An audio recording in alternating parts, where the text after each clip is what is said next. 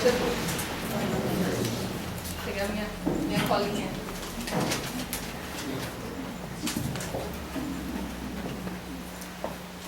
Mas a mensagem que a Nelly abriu hoje e leu, ela veio assim dar uma introdução para aquilo que eu me propus a falar hoje. E ela falava nessa leitura inicial da necessidade que a gente tem de se perdoar, se amar.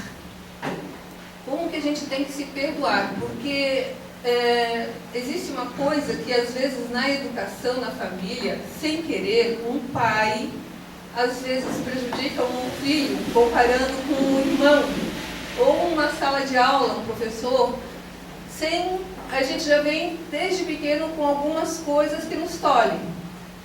Eu lembro que na minha infância eu sofria muito na mão da minha irmã. Eu era coitadinha. Mas é porque eu mesmo ficava com pena, porque a minha família me elogiava muito. E ela não. Então ela se vingava de mim, ela me batia. E eu não falava nada para a mãe, aí eu chorava escondido. Mas por quê? Já que eu era boazinha, ela me batia escondido mesmo. E eu ficava com peninha dela, eu sabia, eu entendia, eu mesma sentia raiva quando a minha mãe ou a minha avó me elogiava na frente dela. E esse problema persiste até hoje. De uma certa forma, eu tento me esconder, que a Nelly falava, muitas vezes a gente se esconde de uma pessoa, né? Para mim não aparecer muito perto dela, porque ela até hoje ela sofre. O erro que a gente comete muitas vezes, e não foi porque a minha mãe ou a minha avó quis fazer isso. Às vezes um elogio sem elogiar o outro. Né? Na sala de aula, um professor que elogia, dignifica um e rebaixa o outro, né? Mas ontem eu estava vendo um filme que já assisti de outras vezes, que é Um Doce Olhar. O pai do menino, ele vivia de pegar mel nas árvores altas, né? E o menininho, então, ele era todo travadinho, ele era filho único, ele era gaguinho. Chegava na hora de ler, aqueles professores austeros, aqueles professores bravos, assim, né? E mandava o menino ler e ele começava... E a turma toda começava a rir. Quem que disse que ele lia, né? E diante da turma, quem conseguia ler ganhava aquele negocinho assim, um símbolo que o professor criou, que fazia com que quem conseguisse ler ganhava aquilo. E ele nunca conseguia ganhar aquilo, então ele tinha um trauma. Mas vendo assim a situação do menino, a gente se coloca mesmo, como que muitas vezes a gente, né, ele tinha um potencial, o menino, mas ele se anulou por um momento em que alguém disse ou fez alguma coisa. Que a gente possa ter o cuidado de não se anular, de se perdoar nas deficiências que a gente ainda tem e, ao mesmo tempo, né, tentar reagir e ser, mesmo diante de pessoas que ainda não conseguem ser muitas vezes e nos espezinham, mas elas não conseguem, mas que a gente possa lutar. É difícil essa situação assim que foi criada lá na minha família.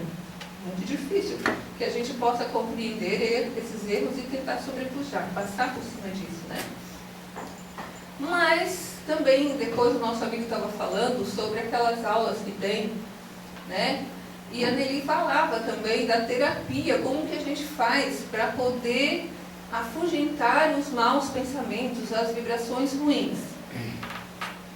Primeiro, a gente tem que se ocupar. O nosso amigo falava do trabalho voluntariado. O trabalho voluntariado, ele é assim, ó, tem pessoas que não conseguem emprego, está desempregado, e aí eu vou contar a história para alguns que já escutaram, eu vou repetir porque é uma história muito boa, a do meu vizinho. O meu vizinho, ele trabalhava num barco de pesca, pescador. Só que o dono das embarcações lá não estava lá com muitos recursos financeiros e não estava levando mais o pessoal para pescar. E ele já estava desempregado há mais de 2 meses. Já estava indo no 3º mês e a mulher dele já estava ficando brava. E ele já não aguentava mais a mulher e a mulher já não aguentava mais. Ia acabando tudo. E ele não conseguia emprego porque ele não tinha uma formação. Ele era trabalhador lá das embarcações de peixe. Até que ele resolveu, então, ir numa empresa que tem nos fundos da nossa casa lá. Isso há uns 5 anos atrás, tá, gente? E essa empresa, ele resolveu ir lá nessa empresa e pediu assim: eu posso ficar aqui trabalhando? Eu sei que não tem vaga, mas eu faço qualquer coisa só para mim não ficar mais em casa, que a minha mulher estava muito brava. Aí eles deixaram ele ficar por ali. Naquela época, a empresa tinha comprado uma máquina de fazer embalagem PET para engarrafar. E eles estavam montando a máquina e ele ficou de voluntário ali, ajudando os técnicos a montarem a tal máquina. E os técnicos pediam uma ferramenta, ele alcançava, ele ficava olhando, ajudava a apertar. E foi ficando ali como voluntário, e não vinha emprego, ele foi ficando. Os técnicos foram embora, a máquina foi montada, mas de vez em quando ele ia ali para ver o que tinha que fazer para ajudar.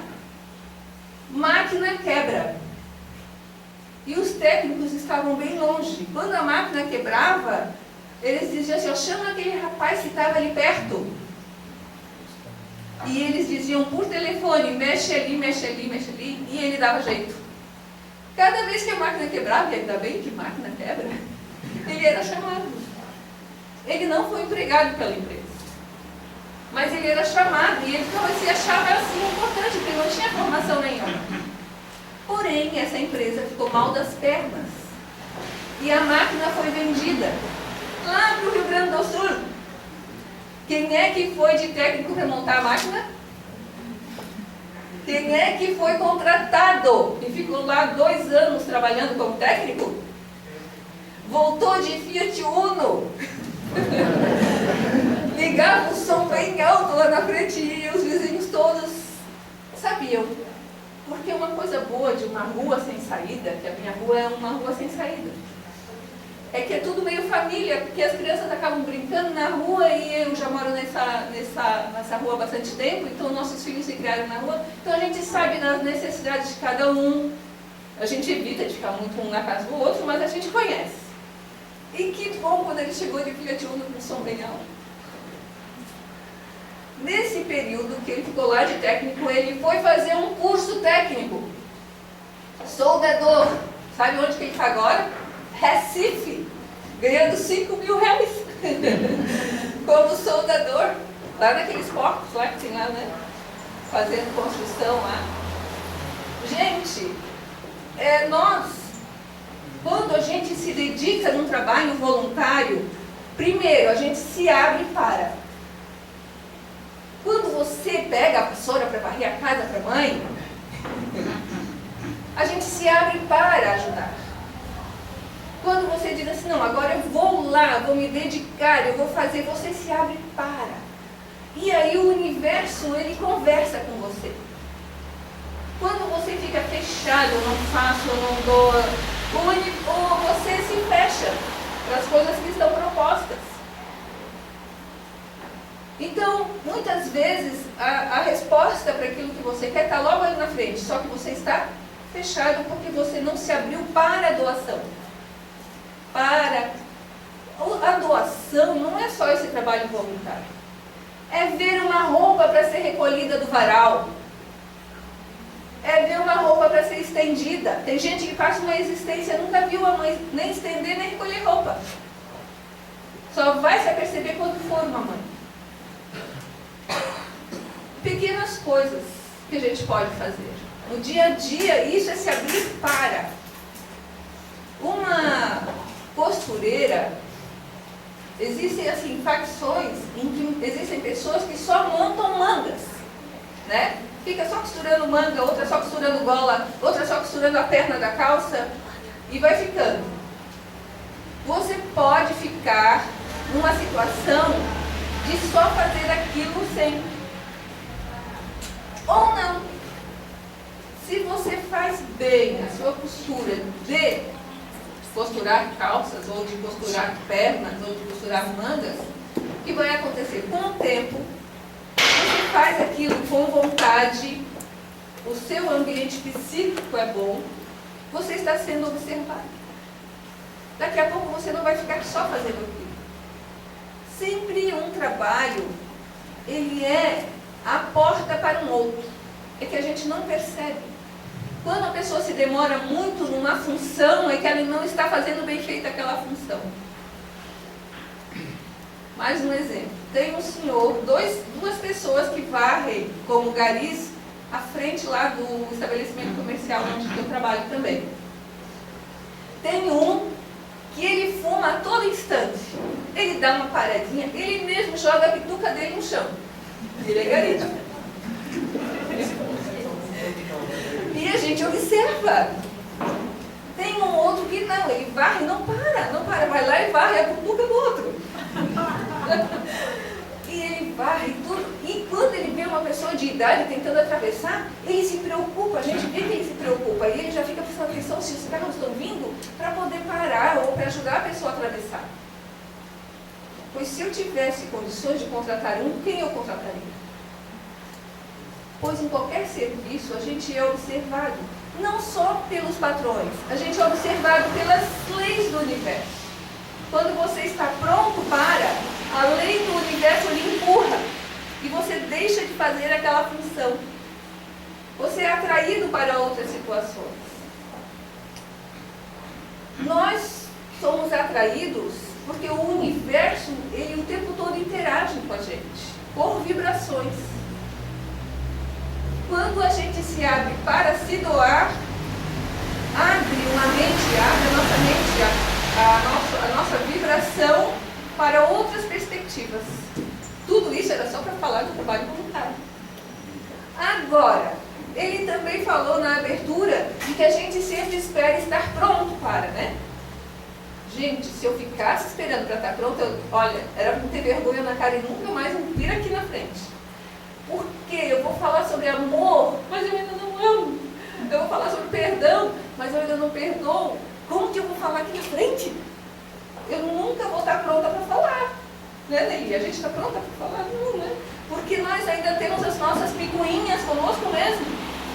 A gente tem que se perdoar muito para poder subir aqui. Para falar. Então, estar pronto a gente nunca está, gente. A gente nunca está. Jesus dizia que ele não era bom. Imagina, né? Se a gente vai esperar ser bom, caridoso, honesto, a gente está no caminho. Assim, a gente se esforça, mas a gente ainda não é. Mesmo assim, vamos trabalhar. O que tem para ser feito? O que precisa ser feito? Não vamos esperar. Durante o processo da caminhada, a gente se arruma. Por quê? Ainda estava lendo, né, que o casamento é uma forma de quebrar o orgulho da gente. Quando a gente casa com alguém. A nossa vida em família é uma forma de trabalhar o nosso egoísmo e o nosso orgulho. Porque não tem ninguém que nos tesoure mais do que a mulher ou o marido, né? E no trabalho voluntário também aparece isso.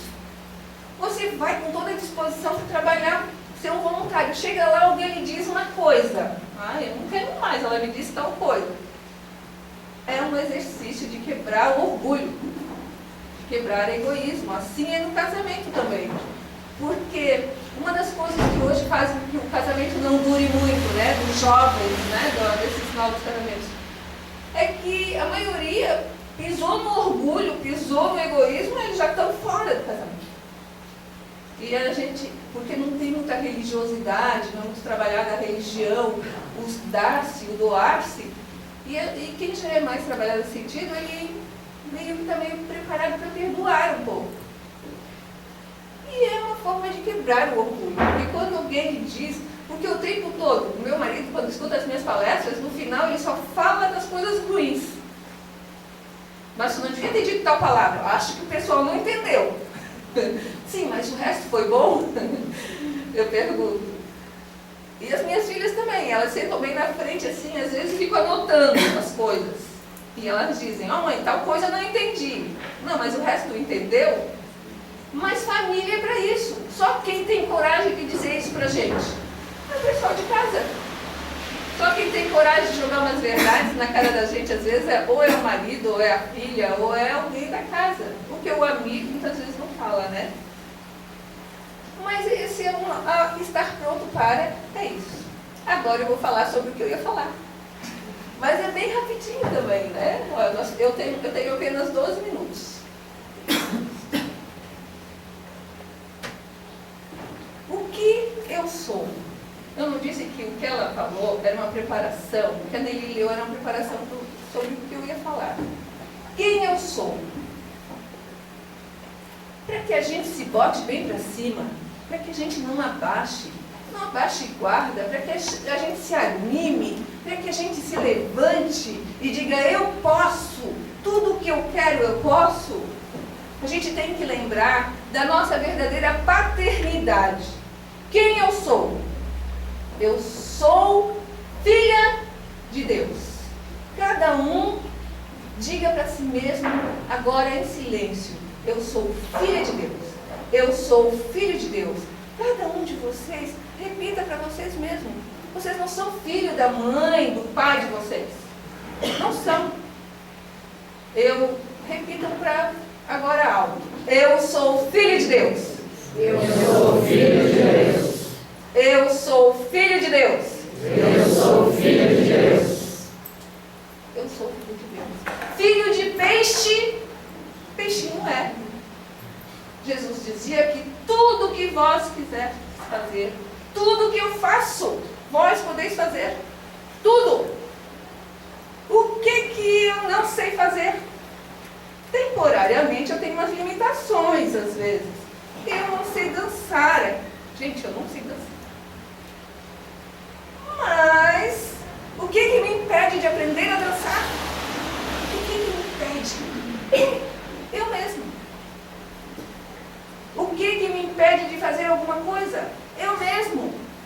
Porque Deus não nos impede de nada. Eu sou filha de Deus. Se olhem no espelho e não vejam esse corpo físico. O que é estar encarnado? O que é estar encarnado? Quando a gente encarna, a gente usa um corpo. Esse corpo aqui é um monte de carne. E quando o espírito se afasta, ele fica lá, jogado, um monte de carne. Quando a gente se olha no espelho, a gente fica olhando para esse monte de carne e achando que a gente é isso. Que história! Eu não sou isso. Eu sou luz. Todos nós somos luz. Nós somos muito mais que este corpo que envelhece e morre. Eu sou imortal. Deus não é imortal? Eu sou filha de Deus e sou imortal. Para que temer? Por que ter medo? Eu sou filha de Deus. Eu sou luz. Vocês não estão vendo a minha luz. Ela está assim, de uma forma meio opaca agora, investida neste corpo. Mas que eu posso deixá-la transparecer de acordo com a minha vibração. Vejam bem, quando eu chego aqui dessa forma, assim, boquinha viradinha para baixo, carinha assim, até cabecinha assim. E agora é diferente, olhem para a minha luz. Gente, a gente tem que fazer vibrar a luz que nós somos. Nós mesmos, nós que apagamos, somos nós que apagamos a nossa luz. Não é Deus que apaga, o outro que apaga, somos nós que apagamos a vida de Deus que se aloja em nós. O Espírito Divino, Filho de Deus que se aloja em nós. Nós que apagamos. O outro não tem esse poder. Nós temos. E é nesse acender do potencial de se reconhecer filho de Deus, de que não existe obstáculo, é que faz com que a gente vença cada obstáculo que vai aparecer. Se acreditar. Nós somos imortais. Por que temer? Mas eu tenho medo porque um bandido pode entrar, anda uma onda de assalto aqui em Balneário Camboriú. Não subiram naquele prédio lá no alto, não entraram, não assaltaram, e aí vivo trancada com medo. Você não é imortal? Que medo? Por que você tem medo? Ah, não, mas ele pode chegar e matar. Vai matar o quê? O corpo físico. Andar sem temer a morte.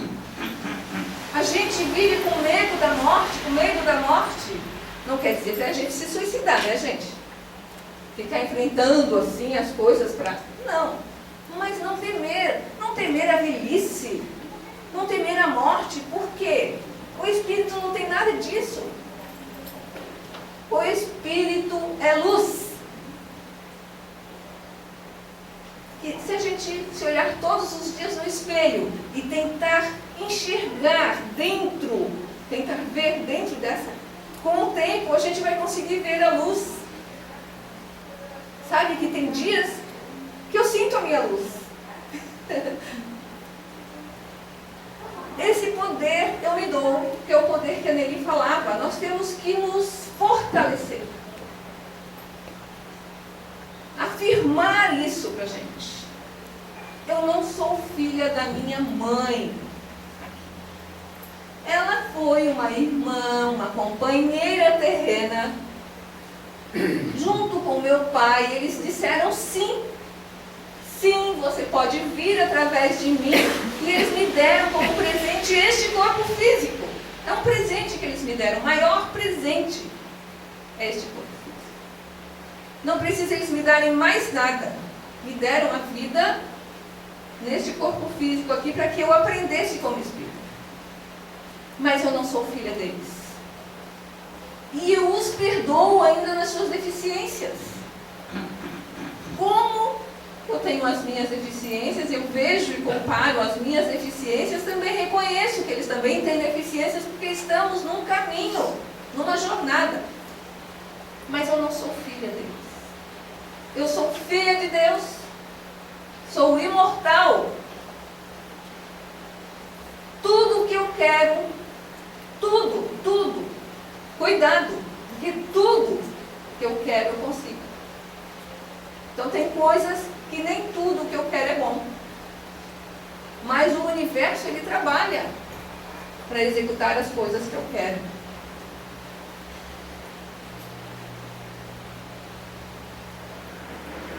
O que nós voltamos a ser depois de desencarnar? Nós somos espíritos. Uma vez este corpo deixado de cumprir sua função, nós voltamos a ser espíritos. Nós somos espíritos. O tempo todo, os espíritos vêm dizer que a nossa vida verdadeira não é aqui na Terra. Este corpo físico não é nosso corpo verdadeiro. Nos utilizamos temporariamente de um envoltório para nos manifestar. E que o espírito, que sou eu, tece os fios desse corpo físico com a mente. Este corpo físico aqui é tecido pela minha mente, pelo meu espírito. E que quando eu me libertar deste corpo, então eu volto a ser espírito, assim como o bicho da seda. Sabe aquele bichinho lá, em que ele tece um casulozinho e se aloja dentro dele? Pois eu teci um casulo que é o meu corpo físico e estou alojado.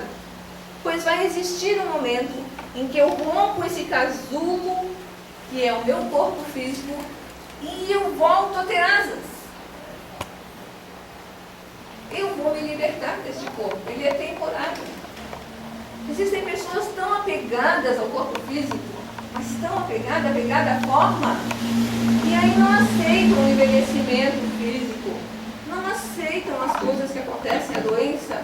Vejam bem, o bichinho da seda, ou qualquer outro bichinho, né? Uma lagartinha, ele passa por um processo em que ele vai ficando num casulo e ele fica todo deformado ali dentro. Existe uma transformação que ele fica feio, né? Tem hora que ele fica feio. feio até. E a gente vai ficando também, em degenerescência, o cabelo vai ficando branquinho, e alguns vão ficando carequinha, e vão ficando encurvandinho, até que se rompe esse casulo e se alça voo como uma borboleta. Pois nós iremos nos libertar deste corpo físico, que é nossa gaiola. Muito amada, né? Presentinho de papai e mamãe, que eu tenho que preservar, cuidar com a alimentação, ter um cuidado com esse meu corpinho, porque ele me serve de veículo físico, mas não dar tanta importância a ele. Maior importância ao meu espírito, ao meu aprendizado, até que eu me liberte. Sabe aquela música do Gessé? Isso é para os antigos, música do Gessé. Voa, voa, voa minha liberdade, deixa eu viver como morada. Alguém sabe essa música? Voa, voa, só sintam isso, gente. Isso é só brincadeira, para vocês lembrarem dessa minha. Porque para a gente gravar algumas coisas tem que ter isso, uma brincadeirinha. Nós temos que aprender a voar, a nos libertar. Nós estamos muito presos. Aquele momento de meditação, aquele momento de reflexão vai preparando o nosso espírito para o voo. Abrindo as nossas gaiolinhas para o voo do espírito. Que a gente possa começar a se libertar da carne ainda agora. Existem muitos jovens que utilizam da droga para fugir do corpo físico. Porque, para muita gente que não sabe, o espírito drogado é um espírito fujão, que vive fora da realidade. Ele é um espírito que vive fugindo, ele só não tem coragem de ser suicida, mas ele não quer estar encarnado, então ele fica fugindo. Só que não precisa se drogar para trabalhar essa sensação de voar. Se imagine que aqui é o oceano de infinita sabedoria de Deus. Sinta-se voando. Por que esperar a morte do corpo físico para sentir-se filho de Deus? Onde Deus está? Deus está aqui agora. Aqui é o céu. Eu só não estou com Deus porque o meu pensamento não se ligou a Ele. Eu sou filha de Deus e Deus está constantemente ao meu lado. Não precisa morrer para se libertar. Não precisa desencarnar, sair do corpo de carne para poder voar. Nem usar de outros artifícios para se libertar dessa matéria. Basta apenas que a gente pare os momentos e ore ou cante. Sabe, tem umas musiquinhas que eu adoro cantar que me libertam, que me liberam. Uma viagem astral, sem drogadição. Você não sabe o quanto eu caminhei para chegar até aqui. Percorri milhas e milhas antes de dormir. Gente, isso é reflexão pura. Eu não sei nem cantarolar direito as músicas, mas quando eu paro para refletir, existem músicas que me remetem a Deus. Existem músicas que me aproximam de Deus e eu me sinto amparada por Deus. Porque eu sei que eu sou filha de Deus. Se repetir isso todos os dias, bota a gente para cima. Repitam comigo. Eu sou filha de Deus. Eu sou imortal. Eu sou imortal. Eu sou imortal. Eu sou filha de Deus. Eu sou imortal. Não tenho medo de repetir isso para vocês mesmo. Eu sou imortal. E o que me impede de ser feliz, de viver, de aprender? Eu sou imortal. Eu tenho a vida toda, a eternidade pela frente para aprender. Eu sou imortal. Filha de Deus, irmã de Jesus. Alguém quer saber da minha família? Eu sou irmã de Jesus, filha de Deus. Junto com todas vocês. E todos vocês, uma boa noite para todos. Uma boa noite. resposta.